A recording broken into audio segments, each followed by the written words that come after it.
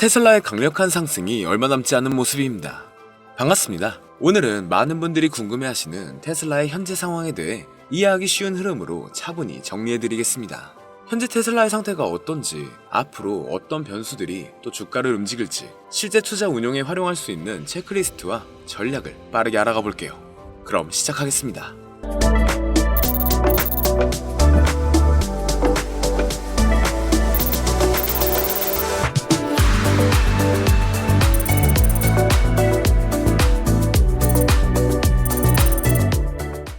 먼저 요즘 테슬라가 잘하고 있는 것부터 보자면 최근 분기에서 차량 판매와 에너지 저장 부분에서 좋은 수치를 보여주었습니다. 쉽게 말해 차를 많이 만들어 팔았고 집 사업장에 설치하는 배터리 사업도 늘리고 있죠. 이 부분은 실물로 확인되는 부분이라 신뢰할 수 있는 긍정적 신호예요. 그런데도 불구하고 왜 사람들이 아직 불안해하느냐? 이유는 두 가지입니다. 첫째는 마진 문제가 크죠. 많이 팔았다고 해서 돈을 엄청나게 버는 건 아닙니다. 어떤 지역에서는 경쟁 때문에 가격 할인을 하거나 프로모션을 통해 판매를 늘릴 수 있게 되고 그러면 이익률은 낮아질 수 있어요. 그리고 둘째는 미래 수익의 실현 여부입니다.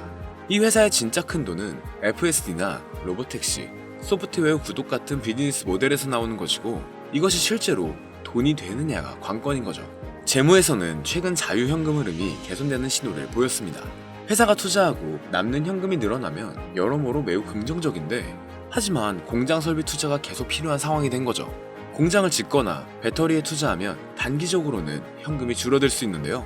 즉 FCF의 지속성을 확인해야 합니다. 그리고 여기서 FSD에 대해 쉽게 얘기할게요. 많은 분들이 FSD를 게임 체인저라고 부르고 있죠. 맞습니다. 만약 완전 자율주행이 상용화되어 수익 모델로 연결되면 테슬라의 가치가 크게 뛰는 건 현실 가능한 시나리오예요. 하지만 현실은 훨씬 더 복잡합니다.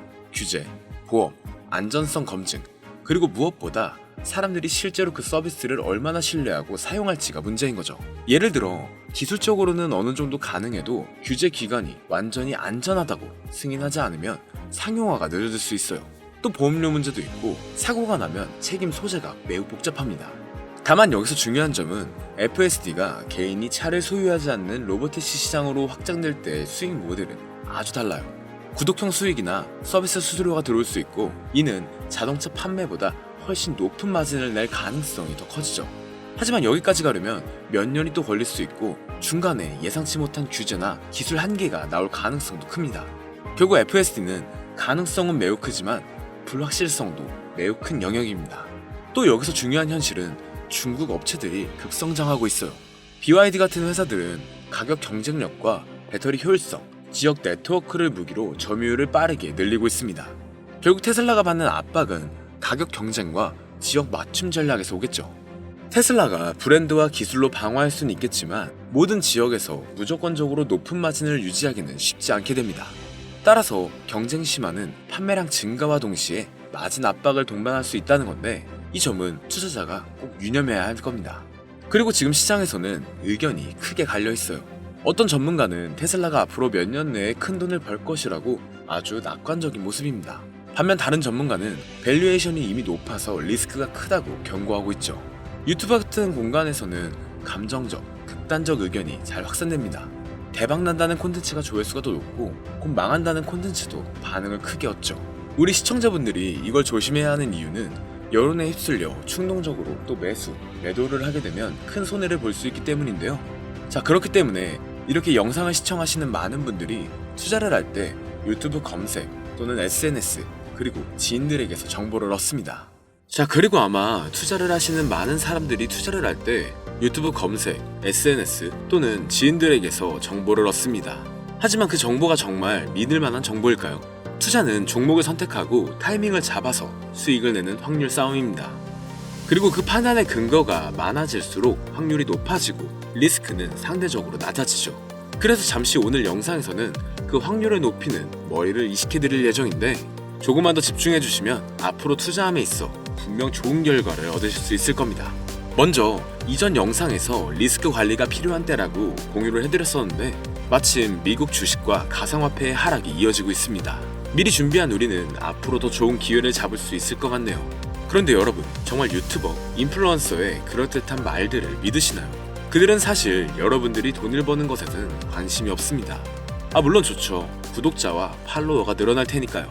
하지만 그들은 여러분의 인생을 책임져 줄 수는 없습니다. 저 또한 마찬가지고요.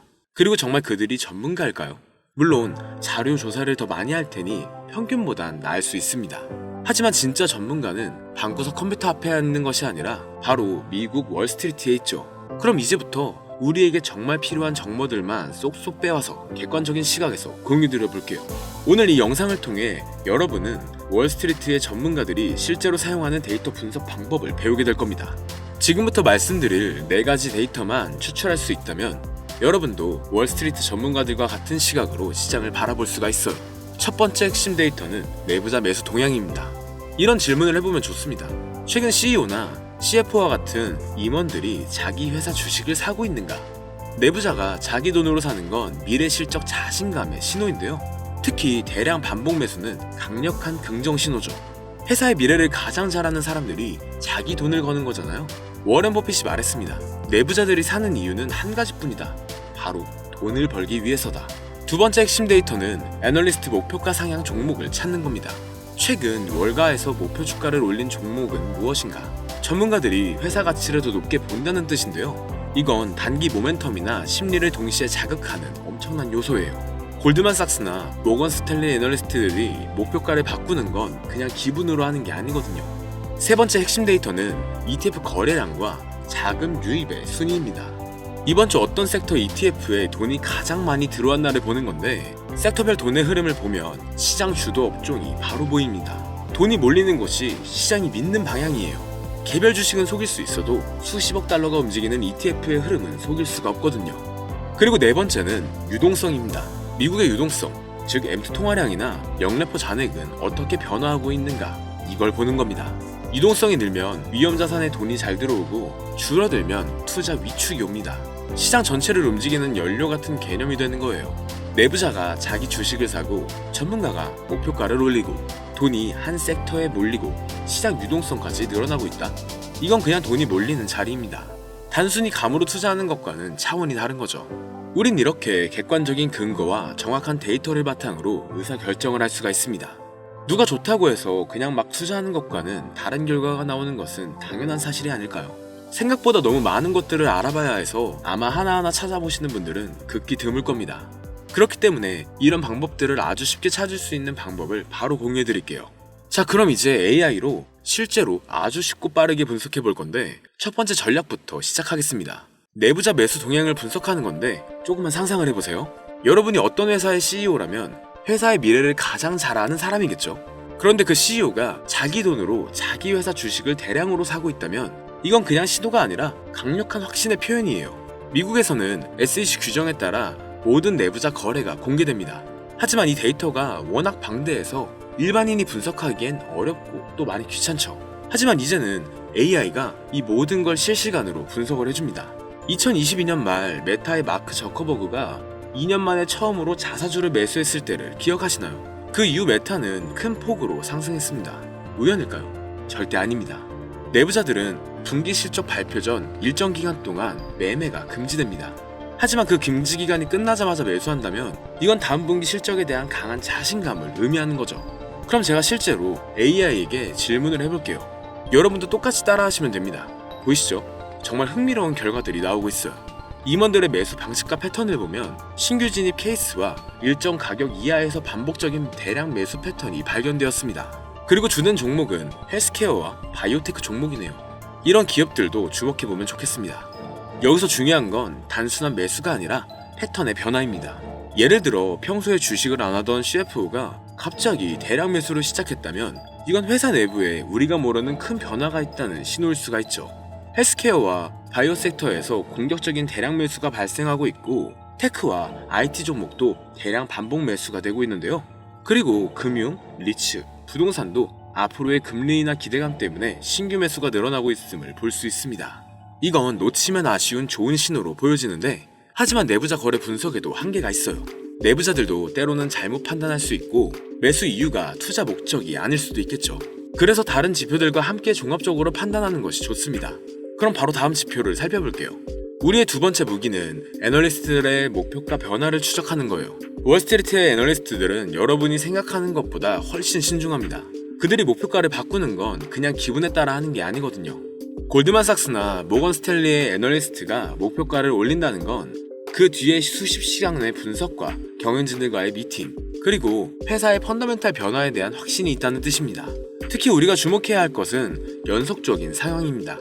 한 애널리스트가 목표가를 올리면 다른 애널리스트들도 따라서 올리는 경우가 많아요. 그럼 이때가 바로 기회가 되죠. 2023년 초 엔비디아를 기억해보세요. AI 붐이 일어나기 전에 이미 애널리스트들은 목표가를 연쇄적으로 올리고 있었습니다. 그 신호를 읽은 투자자들은 큰 수익을 얻었었죠. 그럼 또 다음 질문으로 넘어가 보겠습니다. 여기에서도 정말 흥미로운 결과들이 보이네요. 엔비디아에 대해 여러 애널리스트들의 목표가를 올렸습니다. 상향 이유를 보면 AI 인프라 수요와 미국 정부의 수출 허용 때문이었는데, 기술주가 아닌 월마트도 3명의 애널리스트가 평균 14% 이상의 상승 여력을 보고 있다는 점을 주목하면 좋겠는데, 여전히 목표가와 현재가의 괴리가 너무 클 때는 과도한 낙관 때문에 오히려 위험한 신호일 수 있으니 주의하시면 좋겠습니다. 기술주에서는 AI 관련 기업들의 목표가 상향이 두드러져요. 소비 리테일 같은 경우는 공급망, 관세 이슈 극복이 있고, 금융주는 성장 지속성으로 높은 평가를 받고 있습니다. 주요 기관들의 특징을 살펴보면 골드만삭스는 AI, IT, 헬스케어 등 대형주에 집중하고 있고, 모건 스탠리는 은행, 리테일, 리츠 등을 신중하게 상향 조절했습니다. JP모건은 금융, 테크, 소비 대기업 위주로 시장을 바라보고 있네요. 그리고 이 내용을 파악할 때 목표가 하향 조정도 놓치면 안 되는 중요한 신호예요. 성장성이 둔화되는 경우나 지정학적 리스크가 있는 종목들은 목표가 하향 압력을 받고 있습니다. 이 내용을 바탕으로 3명 이상이 동시에 목표가를 올린 종목을 주목하고, 상승 여력이 15% 이상인 종목을 선별, 해당 섹터의 펀더멘탈 계산 여부를 확인한 다음 목표가를 올린 애널리스트들의 과거 정확도를 체크해보면 좋습니다. 다른 지표들과의 일치성까지 확인하면 애널리스트 목표가를 활용한 투자 전략을 수립할 수가 있죠. 또 세 번째 비밀은 ETF 자금 흐름을 읽는 거예요. ETF는 돈이 어디로 흐르는지 보여주는 가장 정확한 지표입니다. 앞서 말씀드렸던 개별 주식은 속일 수 있어도 수십억 달러가 움직이는 ETF의 흐름은 속일 수가 없어요. 기관 투자자들이 어떤 섹터에 베팅하고 있는지, 또 어떤 테마가 뜨고 있는지, 심지어 지정학적 리스크에 어떻게 대응하고 있는지까지도 모든 게 ETF 흐름에 나타납니다. ETF 자금 흐름의 가장 중요한 특징은 선행성이에요. 주가가 움직이기 전에 먼저 자금이 움직이는 경우가 많다는 뜻입니다. 이건 정말 강력한 힌트죠. 2022년 러시아 우크라이나 전쟁이 터지기 2주 전 이미 에너지와 방위 산업 ETF에 자금이 몰리고 있었어요. 뉴스보다 돈의 흐름이 더 빨랐던 거죠. 여기서도 재미있는 패턴이 보이네요. SP500 관련 지수와 나스닥 종합지수에 엄청난 자금이 유입되고 있어요. 순자금 유입이 가장 많은 ETF를 살펴보면 대형주, 성장혁신주, 장기채, 그리고 실물자산, 원자재에 돈이 몰리고 있음을 볼 수가 있습니다. 레버리지를 활용하고 있는 ETF들에서 자금이 빠져나가고 있고, 인플레 경제감에 장기 채권에서도 일부 유출이 지속되고 있는데요. 테마의 변화를 보면 AI 관련 ETF들이 압도적인 자금 유입을 보이고 있습니다. 반면 바이오테크, 신흥국 ETF들은 유출이 발생하고 있네요. 이렇게 글로벌 투자 심리도 어떤지 ETF 흐름으로 알 수가 있습니다. ETF 흐름을 활용한 투자 전략을 위해선 자금 유입이 급증하는 섹터 ETF의 주요 구성 종목을 또 분석하고, 섹터 로테이션 초기 신호를 포착해서 선제 대응하는 것, 그리고 테마 ETF 흐름으로 새로운 투자 트렌드를 발굴하고 지역별 ETF 흐름으로 글로벌 리스크를 대응할 수가 있습니다. 또 거래 급증은 ETF로 단기 변동성을 활용할 수도 있겠네요. 다만 ETF 흐름을 분석할 때는 단기 흐름에 너무 의존하지 말고 최소 2주에서 3주의 트렌드를 파악해보는 것이 좋습니다. 분배금 지급일이나 릴밸런싱 등 날짜들의 기술적인 요인도 고려해봐야 돼요. 또 ETF 규모가 너무 작으면 소수의 거래로도 흐름이 왜곡될 수가 있어요. 이제 마지막 무기는 유동성입니다. 유동성이란 간단히 말해서 시장에 돌아다니는 돈의 양이에요. 유동성이 주가보다 먼저 변합니다. 2020년 코로나 때 연준이 무제한 양적 완화를 발표하자마자 2년간의 상승 랠리가 시작됐죠. 반대로 2022년에는 테이퍼링 암시만으로도 성장주들이 무너지기 시작했고요. 이런 변화를 파악하기 위해서 또 질문을 넣어보겠습니다. 정말 중요한 데이터들이 나오고 있어요. M2 통화량은 전년 동기 대비 4.5% 증가, 현 수준은 역사적 고점보다도 소폭 상회하는 수준입니다. 영래포 잔액을 보면 더 흥미로운 패턴이 보여요. 영래포는 시장에 있어 잉여 자금을 연준에서 흡수하기 위해 사용하는 단기 금융수단입니다. 이렇게 영래포 잔액이 크게 줄면 일반적으로 위험자산 선호가 증가해서 주식시장의 상승 요인으로 해석됩니다. 지금 상황을 보면 1조 8천억 달러 이상에서 6천억 달러대까지 빠르게 감소한 것을 볼 수가 있네요. 이건 주식시장의 긍정적인 신호가 되는 것이죠. 그리고 달러 인덱스가 강세를 보이고 있습니다. 달러의 강세는 수출 기업들에게는 부정적이지만 매수 기업들에게는 상대적으로 유리합니다. 현재 상황을 종합해보면 유동성 환경은 좋지만 신중한 낙관 구간으로 전환되고 있는데요. 대형 성장주, 테크주, 방위주 위주의 강세가 지속되고 있고 중소형 가치주와 신흥국들은 선별해서 접근해야겠습니다. 하지만 신용 리스크와 단기 충격을 대비해서 위험 관리와 포트폴리오 분산이 필요하겠네요. 정리된 해석을 보면 주식시장은 재상승 여력이 있지만 인플레이션 리스크와 단기 변동성 확대, 또 신용 리스크들에 여전히 유의해야 할 변수로 남아있음을 볼 수가 있죠. 또 한 가지 특이한 점은 비트코인과 나스닥의 상관관계가 높아지고 있다는 것입니다. 시장이 비트코인을 이제 위험자산 중 한 종류로 보기 시작했다는 거죠. 다시 말해 투자자들이 경제가 좋아질 것 같다, 위험을 감수할 수 있다라고 느낄 때 비트코인과 기술주를 함께 매수한다는 뜻입니다. 우린 암호화폐 조정 속에서 또 새로운 기회를 찾을 수 있겠네요. 그런데 아무리 좋은 종목도 시장 분위기에 따라 가격이 달라집니다. 시장 타이밍이 중요하다는 뜻이죠. 시장 타이밍은 세 가지 지표로 보다 쉽게 파악할 수 있습니다. 먼저 빅스 지수는 시장이 얼마나 불안해하는지를 보여주는 지표입니다. 30 이상이면 극도로 불안한 상태로 매수 기회가 될 수도 있고 15에서 25 사이는 정상 범위, 12 이하는 조정을 대비할 필요가 있다는 뜻이 되죠. 현재 지수는 15.57로 정상 범위 내에 있네요. 다음은 상승 하락의 종목 비율입니다. 오늘 오른 종목이 더 많은지 내린 종목이 더 많은지를 보는 건데 상승 종목이 더 많다면 시장에 힘이 있다는 뜻이고 하락 종목이 더 많다면 시장이 약하거나 조정 신호로 볼 수 있죠. 지금은 이렇게 조정 신호를 보이고 있음을 볼 수가 있습니다. 그리고 마지막으로 52주 신고가, 신저가 종목 수입니다. 핀비지에 들어가 보시면 오늘 52주 신고가 종목의 수와 52주 신저가 종목의 수를 볼 수가 있는데요. 시장에서 진짜 강한 종목이 많은지 약한 종목이 많은지를 알 수 있습니다. 신고가 종목이 많다면 강세 신호, 신저가 종목이 많다면 약세 신호를 보여주죠. 그리고 그룹에 들어가 보면 하루, 일주일, 한 달, 세 달 이런 식으로 기간별로 어떤 섹터가 가장 강했는지를 확인할 수가 있어요. 그런데 이렇게 확인하는 것도 귀찮다면 그냥 AI에게 물어보면 됩니다. 정리해볼게요. 빅스 지수는 시장의 공포와 안정을 확인하고 상승 하락 종목 비율은 시장의 힘을 확인하는 겁니다. 그리고 52주 신고가, 신저가 종목의 수는 진짜 강한 종목과 약한 종목을 확인할 수 있죠. 이 세 가지만 봐도 시장 전체 분위기를 한 번에 알 수가 있습니다. 여기에 내부자 매수, 애널리스트들의 목표가, ETF의 자금, 유동성 같은 데이터까지 결합하면 월스트리트 전문가 수준의 시각으로 시장을 바라볼 수가 있죠. 이제 이 5가지 전략을 어떻게 조합해서 사용하는지 말씀드릴게요. 가장 강력한 신호는 5가지가 모두 같은 방향을 가릴 때예요. 예를 들어 마이크로소프트를 보면 CFO가 대량 매수를 진행하고 있고 애널리스트의 목표가도 여러 기관에서 상향하고 있습니다. 기술주 ETF로 자금도 유입되고 있죠. 그리고 유동성 환경도 아주 긍정적인데요. 시장 분위기는 빅스 지수는 안정되고 있고 상승 종목이 우세하며 신고가 종목도 증가하고 있는 추세입니다. 바로 이런 경우가 확신을 가지고 투자할 수 있는 상황이 되는 거예요. 반대로 5가지 지표가 모두 부정적인 상황은 피하는 것이 좋습니다. 오늘 말씀드린 5가지 핵심 전략을 제대로 활용한다면 다른 투자자분들보다 훨씬 유리한 위치에 설 수 있을 거예요. 영상을 보며 따라해보셔도 되고 이게 너무 어렵다면 아주 쉽게 이런 방법들을 찾아낼 수 있는 핵심 키워드를 알려드릴게요.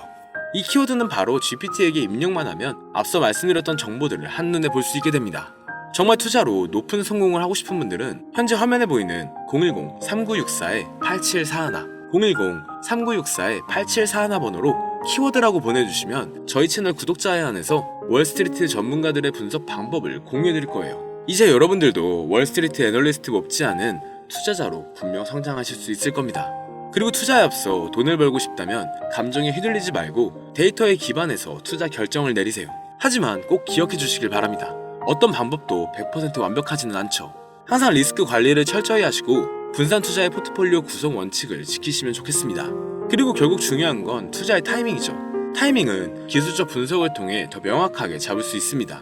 어떻게 설명드리면 좋을까 찾아보다가 광고는 아니고 무료 이벤트를 진행하고 있는데요. 앞서 말씀드린 010-3964-8741 이 번호로 태블릿이라고 보내주시면 태블릿 또는 워치를 드리고 있는데 기술적 분석에 대해 궁금하신 분들은 차트 분석 무료 교육 이벤트와 월스트리트 전문가들의 비밀 정보 분석 방법까지 공유해드리니 많은 참여 부탁드립니다. 영상이 도움이 되셨다면 구독, 좋아요 부탁드리며 알림은 선택입니다. 다음엔 더 좋은 영상으로 찾아오겠습니다. 감사합니다.